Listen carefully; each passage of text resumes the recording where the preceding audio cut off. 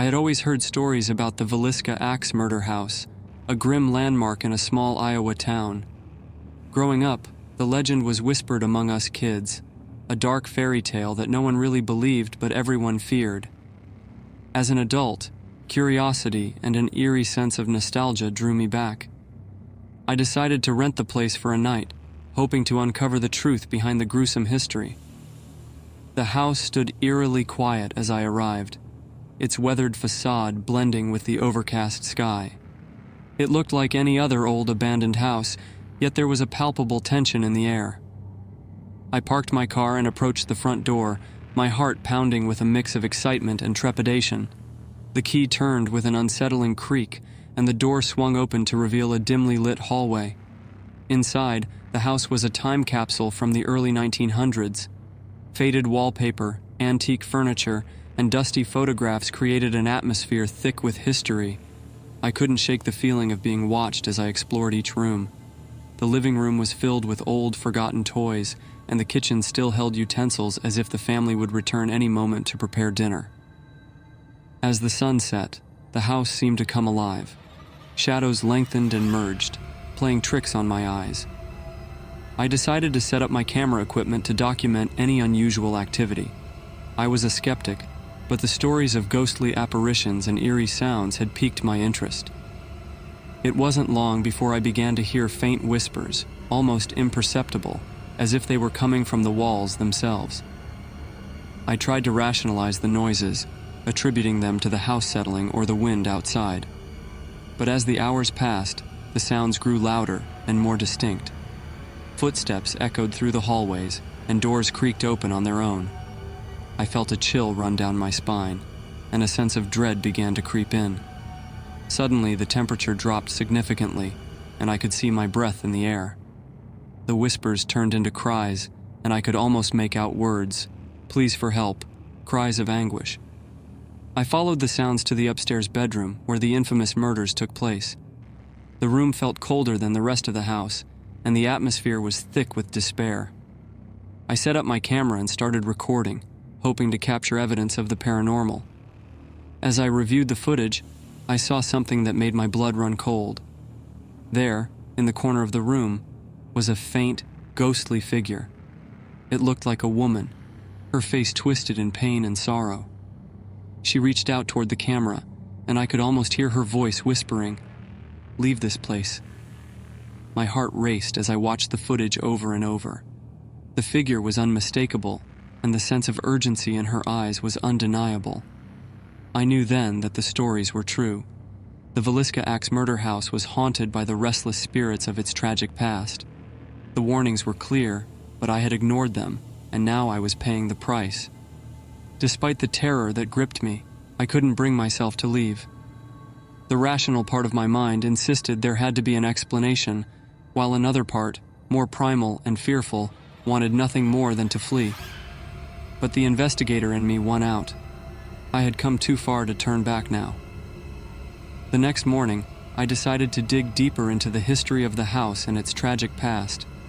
I spent hours at the local library, poring over old newspaper clippings and historical records. The details of the 1912 murders were gruesome. Josiah and Sarah Moore, along with their 4 children and 2 young house guests, were brutally bludgeoned to death in their sleep. The case remained unsolved, the killer never found, leaving the town with a lingering sense of fear and unanswered questions. As I read through the articles, I found references to strange occurrences that had been reported over the years. Neighbors spoke of ghostly apparitions, phantom footsteps, and chilling cries in the night. Many believed the spirits of the victims were trapped, seeking justice or perhaps simply peace. Returning to the house that evening, armed with more knowledge but still filled with trepidation, I set up additional equipment. This time, I included motion sensors and a digital voice recorder, hoping to capture clearer evidence of the supernatural. The house felt even more oppressive than before, as if it knew I was delving into its darkest secrets. Night fell, and the house grew silent, the only sounds being the occasional creak of the floorboards and the rustle of the wind outside. I reviewed my earlier footage again, the image of the sorrowful figure haunting me. I tried to focus on the task at hand, checking the motion sensors and listening intently to the recorder. Hours passed without incident, but just as I was beginning to doubt myself, the motion sensors went off, triggering a shrill alarm. My heart pounded as I raced to the source, a small bedroom at the end of the hall. The door, which I had left ajar, was now closed. I reached out with a trembling hand and pushed it open. The room was empty, yet the air felt charged with an electric tension. I glanced around, trying to make sense of what had triggered the alarm. Then I saw it, a child's doll sitting upright in the middle of the floor. I was certain it hadn't been there before. As I approached, the temperature plummeted, and I felt an overwhelming sense of dread. Suddenly, the recorder crackled to life. At first, it was just static, but then I heard it, a child's voice, faint and filled with fear. "Help us," it whispered, sending chills down my spine. The voice was followed by another, an older woman's, more forceful and urgent. "Leave," she commanded, "or you'll be trapped too." I staggered back, my mind reeling. The warnings were becoming more explicit, more desperate. The spirits were trying to communicate, to warn me of the dangers that lay within these walls. My skepticism was crumbling, replaced by a growing sense of horror and respect for the unknown. As I replayed the recordings, I realized I was dealing with something far beyond my understanding. The house was more than just a crime scene. It was a prison for the souls who had suffered there. I knew I had to find a way to help them, to uncover the truth and perhaps set them free. Determined to uncover the truth, I contacted a local historian, a man named Harold Jensen, who had spent decades researching the Villisca Axe murders. Harold was reluctant at first, but when I shared my experiences and the recordings, his interest piqued. He agreed to meet me at the house to delve deeper into its dark history. Harold arrived the next day, carrying a weathered leather satchel filled with documents and old photographs. As we walked through the house, he pointed out various details I had overlooked. Bloodstains faintly visible on the wooden floors, symbols carved into the beams, and remnants of old police markings. Each piece of evidence told a story of unimaginable horror. We settled in the parlor, and Harold began to share his findings. "This house has always had a dark energy," he said. "Even before the murders, there were reports of strange occurrences. Some believe it's built on cursed land. Others think it was the site of a Native American burial ground." His words sent a shiver down my spine, adding layers to the already sinister atmosphere. Harold showed me an old journal belonging to one of the Moore family relatives.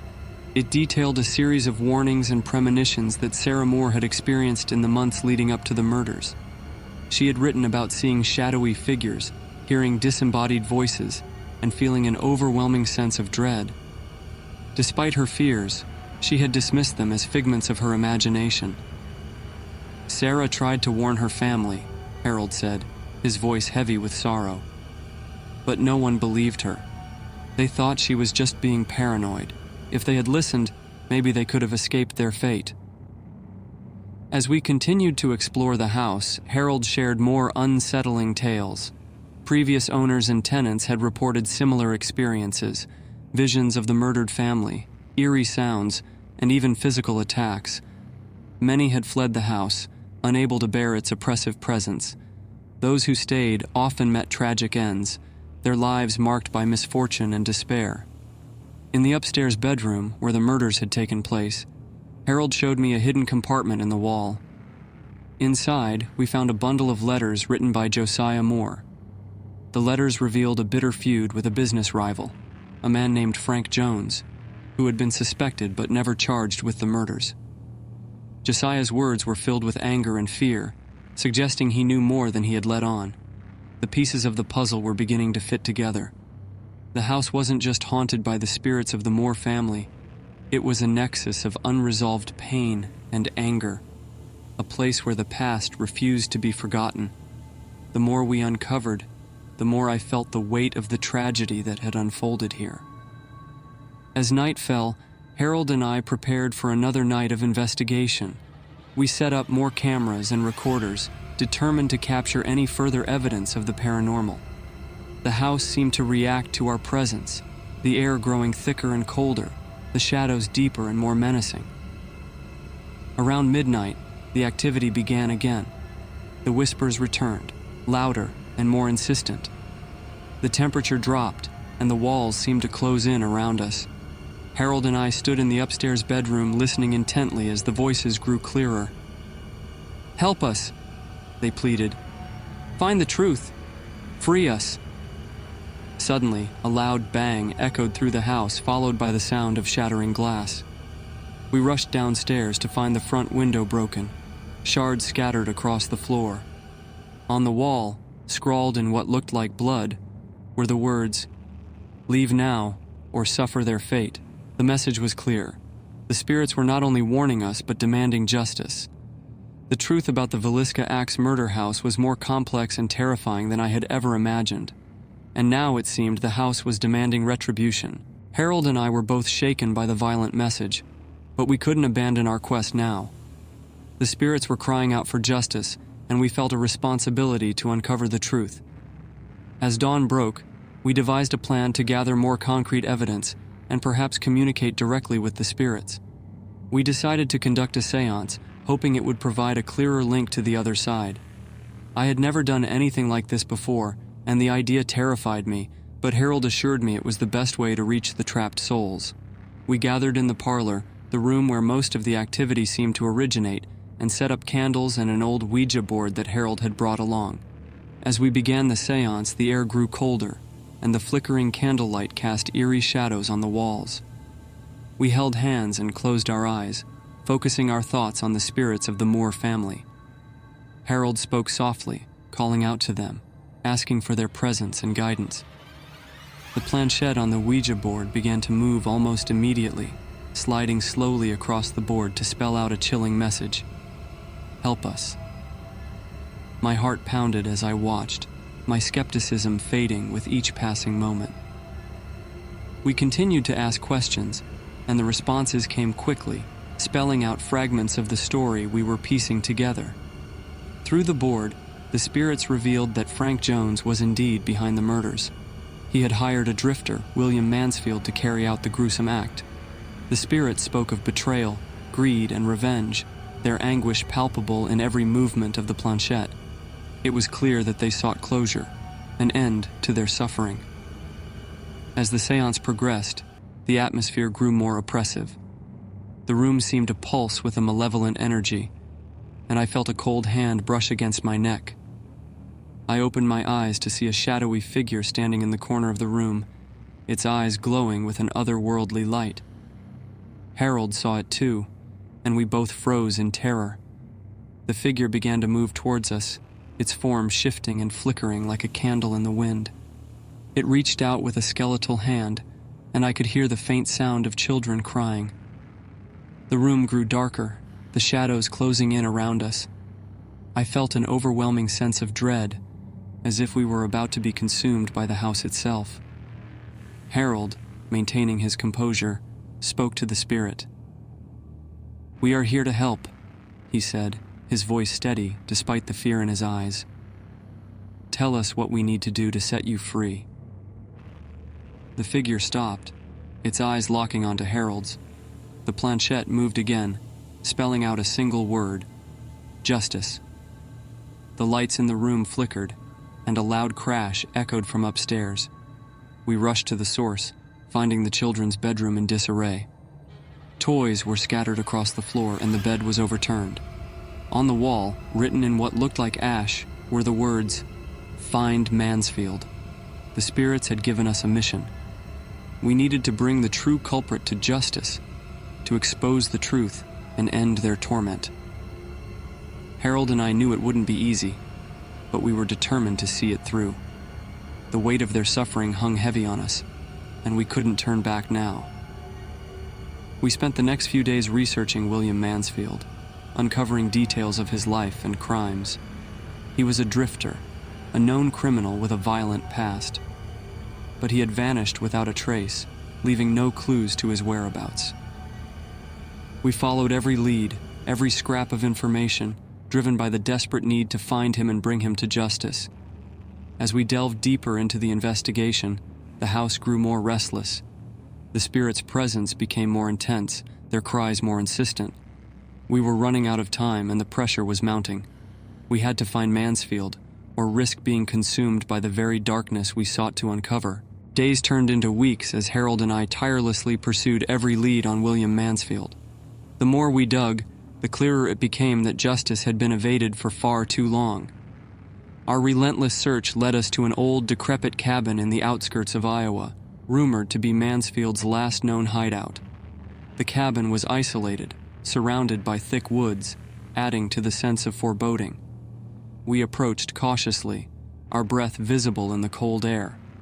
The door creaked open under the slightest touch, revealing a dark, musty interior. The walls were covered in old newspapers and scribbles, chaotic and unsettling. Inside, we found a series of journals. Mansfield had meticulously documented his crimes, his thoughts growing increasingly unhinged with each entry. He wrote about the Villisca murders in disturbing detail, gloating over his success in evading capture.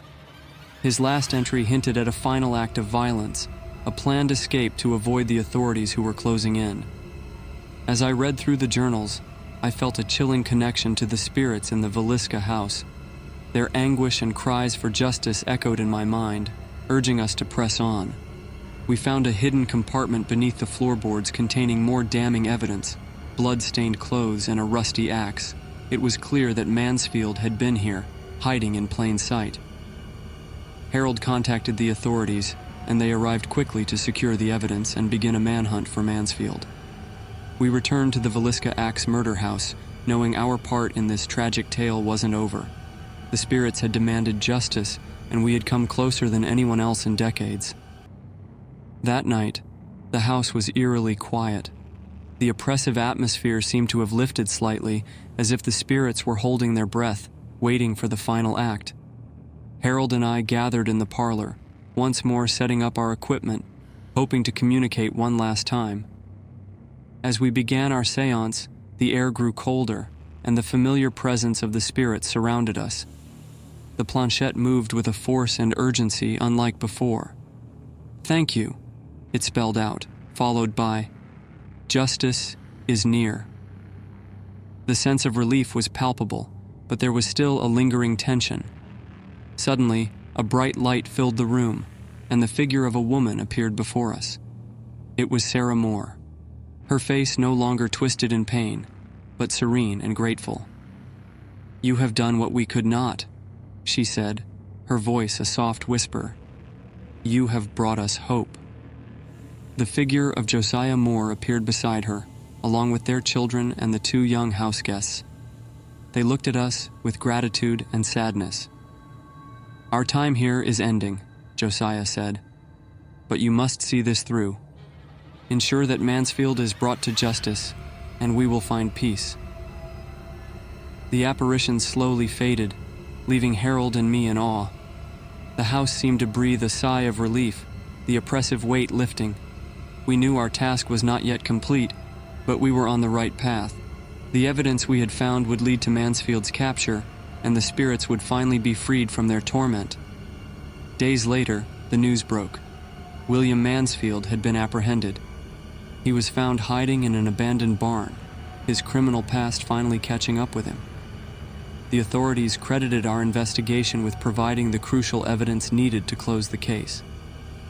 As Mansfield faced trial, the town of Villisca felt a sense of closure. The house, once a symbol of unspeakable horror, became a monument to the resilience of the human spirit. The spirits of the Moore family and their guests were finally at rest, their cries for justice answered at last.